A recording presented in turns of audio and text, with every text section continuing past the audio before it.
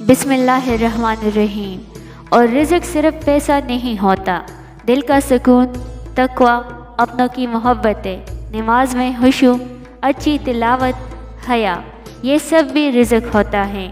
اندھا اور آنکھوں والا برابر نہیں ہے، نہ تاریکیاں اور روشنی یکساں ہے، نہ ٹھنڈی چھاؤں اور دھوپ کی تپش ایک جیسی ہے، اور نہ زندے اور مردے برابر ہیں۔ بے شک اللہ جسے چاہے سنوارتا ہے۔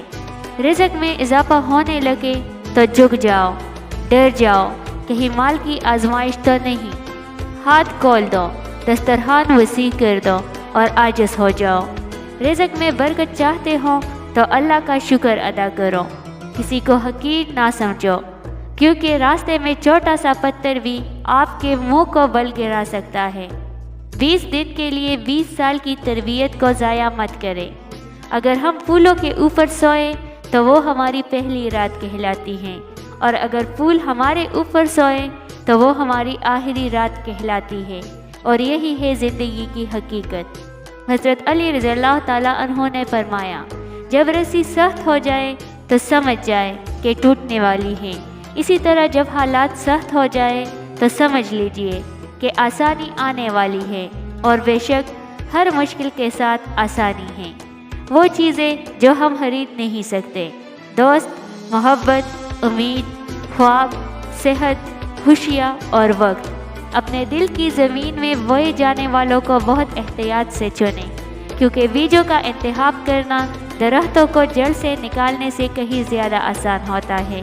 مسکرائیے تاکہ مسائل حل ہو، خاموش رہے تاکہ مسائل پیدا ہی نہ ہوں۔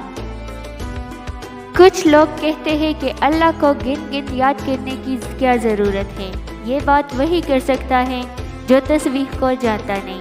تسبیح اور ذکر میں فرق ہے، تسبیح گنی ہوئی جبکہ ذکر انگنت ہے۔ ہر مخلوق اللہ کی تسبیح کرتی ہے، ہر مخلوق کی اپنی تسبیح ہے، مگر انسان کی ایک نہیں بلکہ کئی تسبیحات ہیں۔ اگر گنے گا نہیں تو کئی مسلسل تسبیحات کیسے کرے گا؟ اللہ اندازے سے گن کر بھی دیتا ہے اور بے انداز بھی دیتا ہے، اس لیے اللہ کو ہر رنگ سے یاد کرنا ہوتا ہے، گن کر بھی اور بغیر گنے بھی۔ پریشانی آزمائش ہے یا سزا؟ حضرت علی رضی اللہ تعالیٰ عنہ سے کسی نے پوچھا کہ یہ کیسے پتہ چلے گا کہ جو پریشانی یا مصیبت ہم پر آئی ہے وہ اللہ کی طرف سے آزمائش ہے یا ہم سب اللہ کی طرف سے سزا ہے؟ اللہ نے جواب دیا، جو مصیبت تجھے اللہ کی طرف لے جائے وہ آزمائش ہے، اور جو مصیبت تجھے اللہ سے دور کر دے وہ سزا ہے۔ دعا اپنے لیے مانگنا عبادت ہے اور دوسروں کے لیے مانگنا خدمت ہے۔ عبادت سے جنت ملتی ہے اور خدمت سے خدا ملتا ہے۔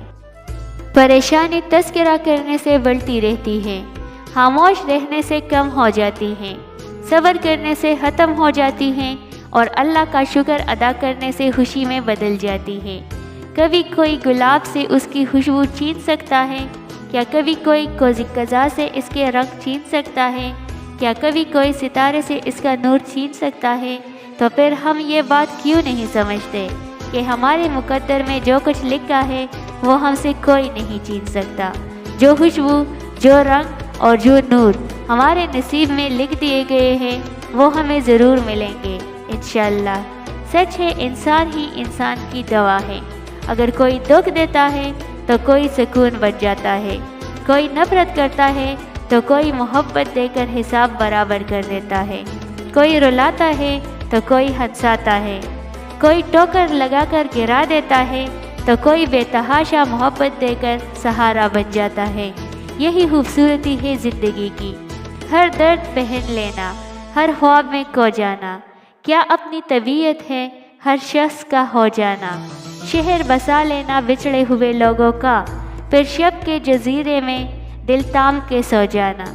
کسی کو خوشی دینا صدقہ ہے، مگر کسی کو دکھ دینا وہ قرض ہے جو آپ کو ایک نہ ایک دن ضرور ملے گا کسی اور کے ہاتھوں۔